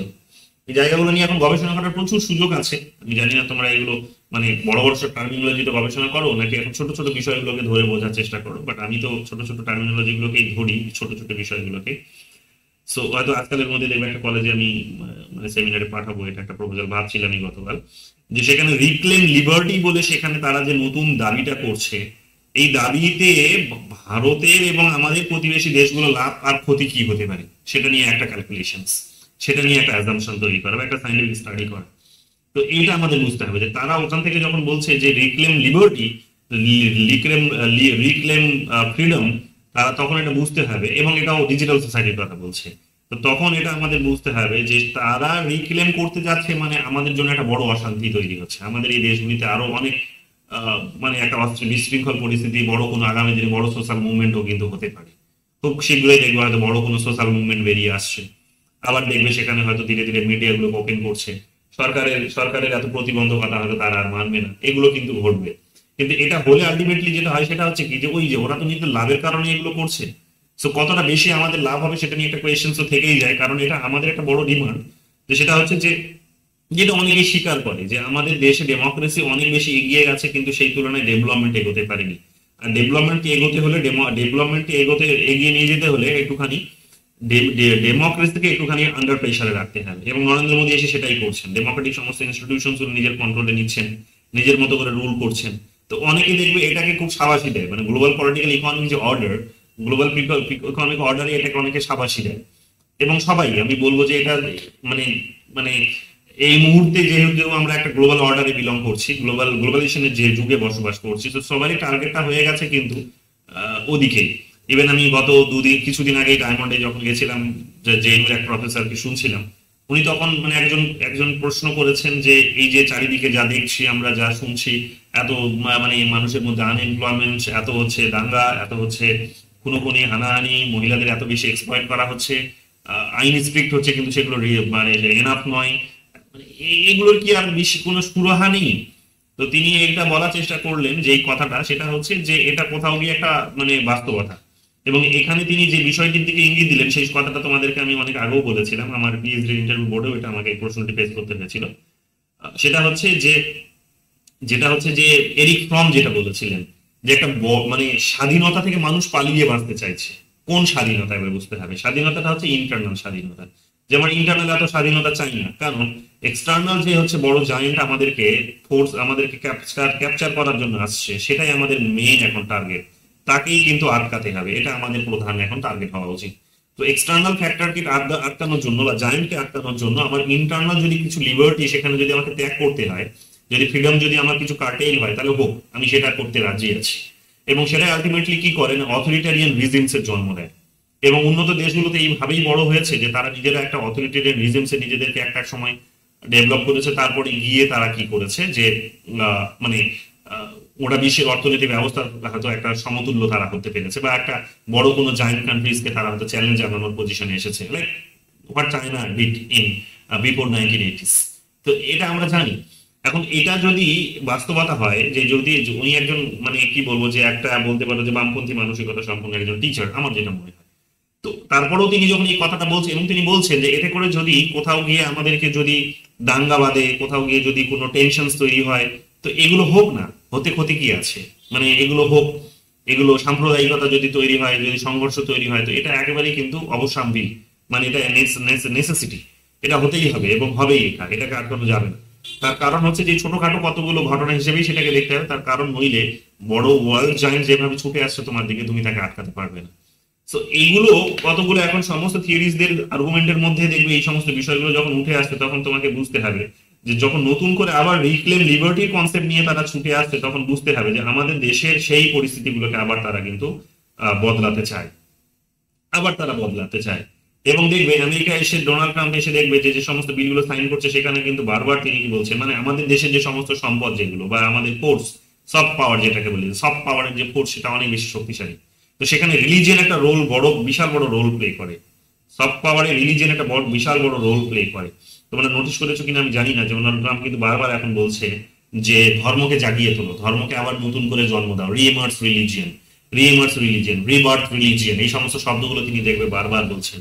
উনি প্রেসিডেন্ট একজন, ভালো করে বুঝতে হবে যে কোনো একটা কথা যখন বলছেন তার একটা বড় কিন্তু সিগনিফিকেন্স আছে। সো রিইমার্স, রিক্লেম, এই সমস্ত শব্দগুলো, রিবার্থ রিলিজিয়নের যখন কথা বলছেন, তখন বুঝতে হবে যে কোথাও গিয়ে তিনি রিয়েলাইজ করে নিয়েছেন যে সমস্ত দেশগুলোর বড় ফোর্সটা হচ্ছে রিলিজিয়ন। যে যখন তুমি দেখবে যে এখানে ওই জেফ বেজোসের যিনি প্রাক্তন স্ত্রী, তিনি যখন এখানে আমাদের এই কোনো একজন পুরোহিতের কাছে আসছেন, এসে যখন গঙ্গায় স্নান করে যাচ্ছেন, তিনি এই কুম্ভ মেলায় এসে স্নান করে চলে যাচ্ছেন, তখন বুঝতে হবে যে ওখানকার মানুষ প্রচুর মানে প্রচুর মানুষ তাকে কিন্তু ফলো করবে। এবং কোথাও গিয়ে তারা মেটেরিয়ালিস্টিক লাইফ ডিল করতে করতে তারা ব্যর্থ হয়েছে, তারা নিজেদের হ্যাপিনেসটা খুঁজে পায়নি, তাই আজকে এই পর্যায়ে তারা আসছে, যেটা বঙ্কিমচন্দ্র অনেক আগে বলে গেছিল যে ওয়েস্টার্ন ওয়ার্ল্ড তারা আমাদের কাছে আসবে, তার কারণ আমাদের কাছে স্পিরিচুয়ালিজম আছে। তো আজকে সেটার জন্য যদি তারা ছুটছে, তাহলে আজকে আমাদের ফোর্সটা বৃদ্ধি পাচ্ছে, আমাদের সফট পাওয়ার যেটা সেটা ইনক্রিজ করছে। তো কোথাও গিয়ে তারা এই ভয়টাও পেয়েছে, এই কারণে তারা আবার নতুন করে ধর্মকে জাগিয়ে তুলতে বলছে, যে ধর্ম তারা কিন্তু একটা সময় ত্যাগ করেছে, তো সেই ধর্মকে আবার জাগিয়ে তুলতে বলছে। এগুলো বিশাল বড় মিনিং আছে, মানে এগুলো যদি নিয়ে রিসার্চ করো, এগুলো দেখবে প্রচুর ভালো কিছু লেখা বেরিয়ে আসবে নতুন করে। সো নতুন করে তোমরা দেখবে যে তারা রিলিজিয়নকে রিক্লেম করতে বলছে, এমার্জ করতে বলছে। এবং স্বাধীনতার কথা যখনই তারা বলবে, রিক্লেম করতে বলবে, তখনই কি হবে যে এখানে আবার নতুন করে যেটা হয়তো ইকোনমিক কনসলিডেশনের জন্য, মানে তাদের সাথে ফাইট করার জন্য যে অথরিটেরিয়ান রিজিমসটা একেবারে নেসেসারি ছিল, তো সেটা আবার ব্রেক করে যাবে। সেটা ব্রেক করে গিয়ে কি হবে না, সেটা ব্রেক করে গিয়ে আবার একটা হয়তো ডেমোক্রেটিক একটা হয়তো কাইন্ড অফ ডিসঅর্ডার তৈরি হবে, বিশেষ কিছু লাভ সেটার হবে না, বিশেষ কিছু লাভ সেটার হবে না। সো মানে অনেকে এটা বলতে পারে, অপর সাইডটাও হয়তো বলবে যে না, আমেরিকা যখন তারা ডেমোক্রেসিতে যারা আবার বিশ্বাসী, যারা ভালোবাসে ডেমোক্রেসি নিয়ে চর্চা করতে, তারা আবার বলবে যে না, ঠিকই আছে, ডোনাল্ড ট্রাম্প বলছে মানে তার মানে আমাদের কিছু উন্নতি হবে। তো দুটোই হতে পারে, এখন একটা সময় বলবে কি হতে পারে, বাট মোটামুটি এটা ভালো বুঝে রাখো যে ওরা যখন কোনো একটা অস্ত্র নিয়ে এসছে, তখন বুঝে নাও যে ওটা দিয়ে তোমার অপারেশন করে তোমাকে সুস্থ করবে বলে আসেনি, ওই অস্ত্র দিয়ে তোমার পেছনে কিন্তু মানে তোমাকে আঘাত করবে বলেই আসছে। তো এটাও কিন্তু দিনের শেষে মানে লং রানে মনে রাখতে হবে। So this is also very much true. তো এই দুটো বিষয়ই হতে পারে। তো এই দুটো বিষয়ের কোনটা এখন হবে সেটা হচ্ছে রিসার্চের বিষয়, এটা ভবিষ্যৎ বলবে।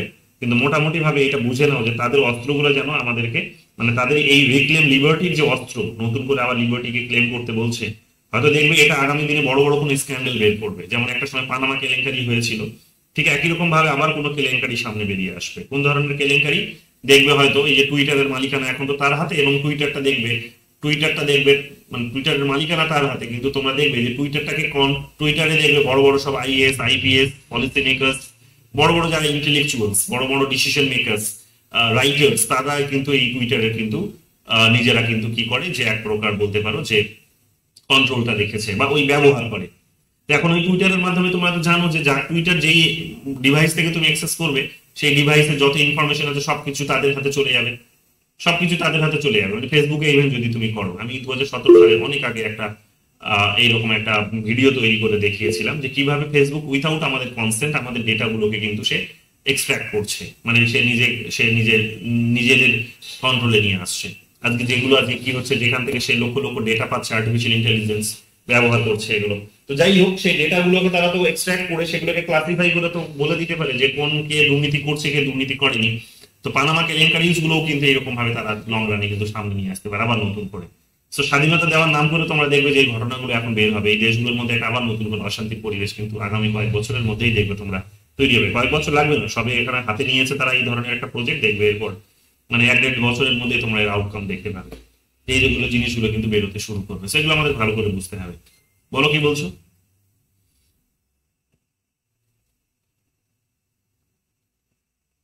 কিছু বলছো? স্যার পানামা নিয়ে তো এখন আবার নতুন করে শুরু করে, স্যার পানামা নিয়ে তো উঠবে এখন তো, আবার নতুন পুরোনোগুলো করে আবার শুরু নতুন করে উঠবে, নতুন আবার নতুন কিছু তৈরি হবে, করেছে। ঠিক আছে, এর নতুন অনেক কিছুই আসবে, ঠিক আছে, নতুন অনেক কিছুই আসবে, অনেক কিছুই আসবে। তোমাদের নিজেদের লাভে যেখানে যেখানে লাভ হবে সেই হিসেবে তারা এগুলো কিন্তু করবে। তো যাই হোক, এগুলো মাথায় রেখো। 19 নম্বর কোয়েশ্চেন দেখো কি বলছে, the universal actor in কাপলান system approach. এটা এটা কাপলান, মর্টন কাপলানের হচ্ছে ওয়াল সিস্টেম থিওরি আছে একটা, ঠিক আছে, ওটা তোমাদের পড়ানো উচিত। মর্টন কাপলানের ওয়াল সিস্টেম থিওরি আছে, ঠিক আছে। তো সেখানে তিনি ইউনিভার্সাল অ্যাক্টর হিসেবে তিনি ইউএনএফও দেখেছেন। তো সুযোগ পেলে মর্টন কাপলানের সিস্টেম থিওরিটা কি, ওয়াল সিস্টেম নয়, সিস্টেম থিওরি ওটা। তো মর্টন কাপলানের সিস্টেম থিওরিটা কি আইআরএ এক্সাক্ট, সেটাও তোমাদের একবার সুযোগ হলে পড়িয়ে দেবো। অনেক থিওরি আছে যেগুলো থেকে বাইরে থেকেও এরকম ভাবে প্রশ্ন করছে, এগুলো সিলেবাসে যার মেনশনই নেই কিন্তু প্রশ্ন আসছে।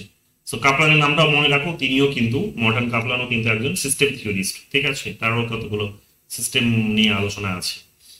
ওয়াল system analysis was first presented by, তো world system analysis was presented by, এটা নেটে এসে দেখে নাও, ইমানুয়েল ওয়ালারস্টাইন। তারপরে দেখে নাও 21 number questions, the idea of world system theory signifying the arrival of international capitalist order was predicted in the 1970s, identify the scholar who advance this idea. তো এটা আর নতুন করে কি বলবো, জর্জ ওয়ালারস্টাইন, ইমানুয়েলের হবে এটা, জর্জ নয়, এটা বহুল দিয়েছে, জানি না তার নামের সামনে জর্জ আছে কিনা। সো দেখে নাও, এটা জানো তোমরা।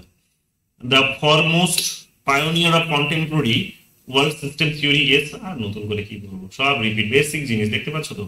হু of the following has coined the term underdevelopment, underdevelopment টার্মটা যিনি কয়েন করেছেন সেটা হচ্ছে ইমানুয়েল ওয়ালারস্টাইন। নতুন কোয়েশ্চেন্স ভালো করে দেখে নাও, ভালো করে দেখে নাও, এই ধরনের টার্মগুলো কে কয়েন করেছে, এগুলো তার মানে কি, এগুলো অনেক সময় জানতে চাই, এগুলো একটা ইয়ে করে দেবো তোমাদের, কুইজ করে দেওয়ার চেষ্টা করবো অ্যাসেম্বল করে। 24 কি বলছে, which one of the following pair is not correctly match. তো লুসিয়ান পাই মডার্নেশন থিওরি, কেন লুসিয়ান পাইয়ের সঙ্গে যেটা বললাম, এই রিপিট কোয়েশ্চেন দেখতেই পাচ্ছ। ওয়ালারস্টাইন এটা তো গেল, এটা নিউ ইনস্টিটিউশনালিজম, থেটা স্কোপল, কার্লডয়েস, এটাও হচ্ছে কমিউনিকেশন থিওরি, এগুলো আমরা রিপিট কোয়েশ্চেন পেলাম। 25 নম্বর কোয়েশ্চেন দেখো, ম্যানুফ্যাকচারিং কনসেপ্ট, ম্যানুফ্যাকচারিং কনসেপ্ট এটা হচ্ছে তোমাদের নম চমস্কি এন্ড এডওয়ার্ড হারম্যান এদের লেখা, এটা নম চমস্কি, ঠিক আছে। ম্যানুফ্যাকচারিং কনসেপ্ট, এই আইডিয়াটি পিএইচডি ইন্টারভিউ আমাকে শেষের দিকে জিজ্ঞেস করেছিল, মানে ডিফেন্সে আমাকে, যে ম্যানুফ্যাকচারিং কনসেপ্টে আইডিয়াটি এখন এক্সিস্ট করে কিনা এবং সোশ্যাল মিডিয়ার মাধ্যমে এটা এখন এটা হচ্ছে কিনা। সো অফকোর্স হচ্ছে, ম্যানুফ্যাকচারিং কনসেপ্ট যা দেখাচ্ছে, যা দেখছি সেটাই, সেই হিসেবেই তো আমাদের ধারণা তৈরি হচ্ছে, আমাদের নিজেদের সেখানে অপিনিয়ন কোথায়, তো এটা সারা জীবন চলবে, এটা পুরোবে না কখনো। তা আমাদের সম্মতি যেটা তৈরি করছি আমরা, সেটা হচ্ছে ওরা মিডিয়ার মাধ্যমে ম্যানুফ্যাকচার করিয়ে নিচ্ছে, অর্থাৎ তৈরি করিয়ে নিচ্ছে সম্মতিটাকে, আমাদের নিজস্ব নয় সেটা। সো এটাই আইডিয়াটাই তিনি দিয়েছেন এখানে, টিভি চ্যানেলগুলোর কথা বলেছেন সেই সময় 1970s 80s 90s দিকেছে যে সমস্ত ঘটনাগুলো ঘটেছিল মিডল ইস্টে বিশেষ করে এবং গোটা বিশ্বের মধ্যে, সেই সমস্ত বিষয়গুলোকে তুলে ধরেছেন এবং বলেছেন আমেরিকার যে সমস্ত মিডিয়াগুলো আছে তারা যেভাবে তারা সেখানে প্ররোচনা চালায় বা তাদের প্রোপাগান্ডা চালায়, তো সেই অনুসারে মানুষের অপিনিয়ন তৈরি হয়, সেই অনুসারে স্টেটগুলো নিজেদের মতো করে ফাংশনস করে। এখানে নিজেদের এই সমস্ত দেশগুলোর নিজস্ব স্বাধীনতা বা কনসেন্ট বলে সেখানে কিছু নেই, সেই যা কিছু দেখা যাচ্ছে সেগুলো হচ্ছে একটা ম্যানুফ্যাকচারিং। ইমাজিন কমিউনিটি তোমরা জানো যে সেটা বেনেডিক্ট অ্যান্ডারসনের ধারণা। The modern world system, the modern world system এখানে ইমানুয়েল ওয়ালারস্টাইন। আর প্রিজন নোটবুক তোমরা জানো যে সেটা অ্যান্টনিও গ্রামসি। তো এগুলো তোমাদের বেসিক কোয়েশ্চেন 2022 এসেছে, ভালো করে দেখে নাও। লাস্ট কোয়েশ্চেনে চলে আসো, world system theory supported by, আর নতুন করে কি বলবো, নিও মার্কসিস্ট। এই যে দেখো, ওখানে ছিল মার্কসিস্ট, এখানে আছে নিও মার্কসিস্ট। সো ওখানে স্ট্রাকচারাল মার্কসিস্ট একটা জায়গায় তোমরা পেয়েছিলে, এখানে পেলে কি দেখো, এখানে স্ট্রাকচারাল শব্দটার কথা উল্লেখ নেই, যেহেতু নিও আছে সাইড নিও মার্কসিস্ট। তো একেবারে বেসিক জিনিসগুলোই তোমরা দেখতে পেলে, কনসেপচুয়াল কোয়েশ্চেন্স নেই বললেই চলে, ঠিক আছে। মানে 99% হচ্ছে একেবারে তোমাদের ইনফরমেটিভ কোয়েশ্চেন্স, কাজে এটার উপর বেস করে তোমাদের রেডি হতে হবে। মানে এগুলোই জাস্ট যদি দেখে যাও তাহলেই দেখবে কমন চলে আসবে, এর বাইরে চিন্তা করার কিচ্ছু নেই। Enough, clear? আর কোনো প্রশ্ন?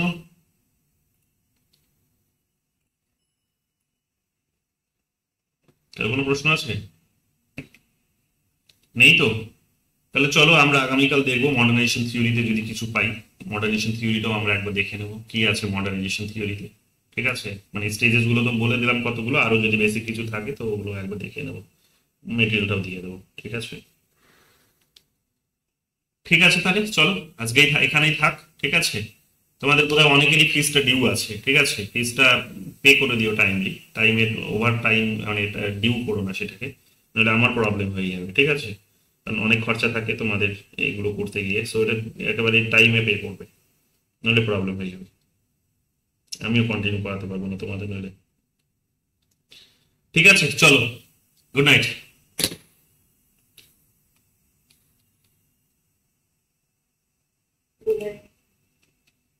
মানে